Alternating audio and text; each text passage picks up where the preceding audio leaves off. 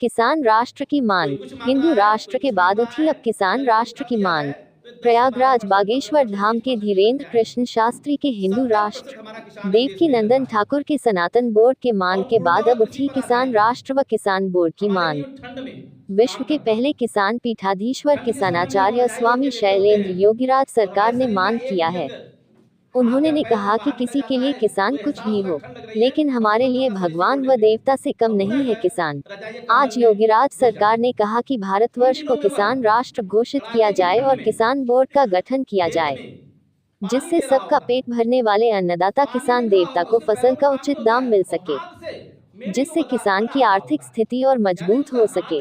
क्योंकि पेपरों व सूचना तंत्र के माध्यम से अक्सर सुनने को मिलता है कि अन्नदाता किसान खेत खलिहान में ठंडी में खेती करते हुए ठंड से ठिठुर कर मर गया।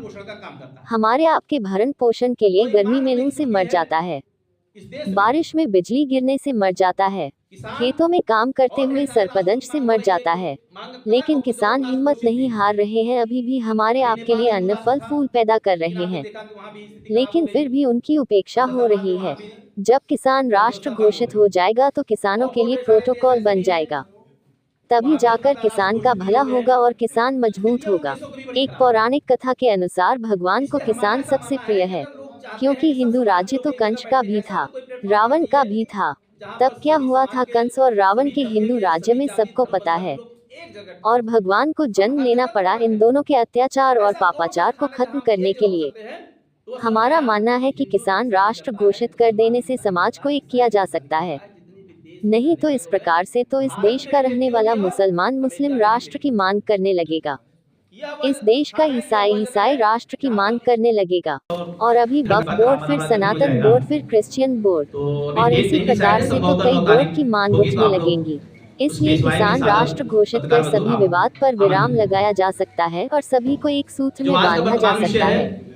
सिर्फ किसान ही एक ऐसा है जिसके माध्यम से सब एक हो सकते हैं, और कोई दूसरा रास्ता नहीं है सभी को एक करने का, क्योंकि देश की 70% आबादी गांव में बसती है। हमारा देश कृषि प्रधान देश है, भारत गांव में बसता है। भारत की आत्मा प्राण प्रतिष्ठा यूं कहें तो भारत की जान किसानों में बसती है।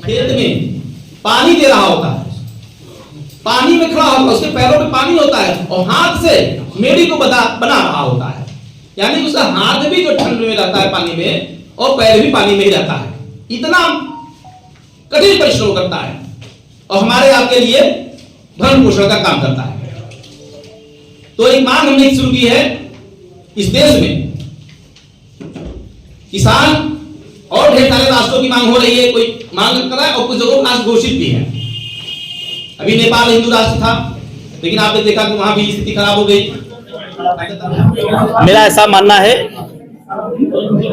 कि भारतवर्ष में 70% आबादी गांव में बसती है और ये 70% वो किसान है। तो जब 10%, 20%, 30% वाले लोग अलग अलग तरह की मांगी कर रहे हैं, तो इस देश में संविधान बहुमत का है, जिसकी ज्यादा संख्या होगी उसकी वो मांग करता है। 50 + 1 51 हो जाते हैं, विधानसभा में लोकसभा में भी हर जगह बहुमत पास हो जाता है। हम 70% हैं पूरे देश में किसान। तो इसीलिए हमारी ये मांग है कि जो अलग अलग तरह के लोग अलग अलग मांगी कर रहे हैं, तो हमारा ये मानना है कि इस देश को वास्तव में किसान राष्ट्र होना चाहिए। और जब किसान राष्ट्र यह देश घोषित हो जाएगा तो जितने धर्म है, जितने जाति के हैं, जितने मजहब के लोग हैं, उन सब में एक एकता का संदेश आएगा जो है, क्योंकि लोग अलग अलग जाति धर्म मजहब में बटे हुए हैं जो है। आप बहुमत के हिसाब से इसकी मांग कर रहे हैं, तो बहुमत तो अगर देखा जाए तो और लोग भी हैं जिनका बहुमत ज्यादा है।